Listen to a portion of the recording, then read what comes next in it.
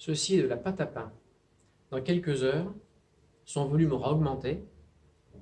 On dit que le pain aura levé. Après passage au four, on va obtenir une baguette. Si on regarde à l'intérieur, on observe des petits trous, comme des petites bulles. Voilà. Donc je vais vous expliquer maintenant comment on passe de la boule de pâte à la baguette.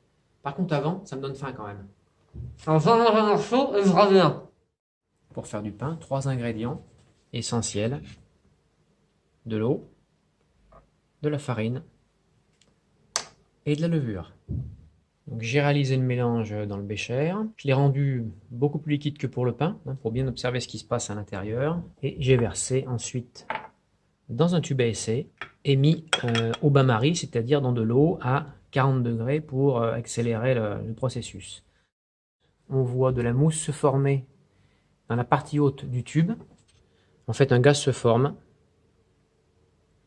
et le ballon commence à gonfler. On voit le ballon qui est vraiment bien gonflé, il s'est redressé. La mousse qui commence à atteindre le sommet du tube.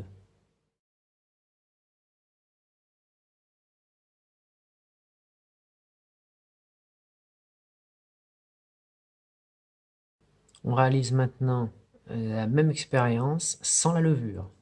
Une trentaine de minutes plus tard, sans la levure, malgré la température, on observe aucun gaz se former. On peut conclure que les levures sont nécessaires à la formation du gaz et à la levée du pain.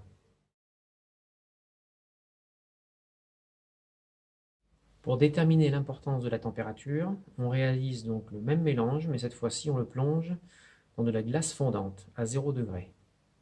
On n'observe aucun changement, le ballon n'a pas gonflé, il n'y a pas formation de gaz. On peut conclure que la température est un facteur important pour la formation du gaz et la levée du pain.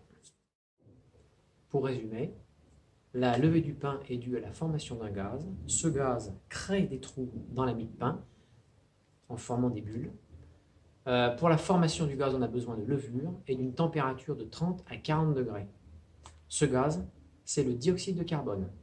Par contre, la baguette de pain, elle a un peu rétréci. Il ne reste plus que ça. Allez, je termine. Hop.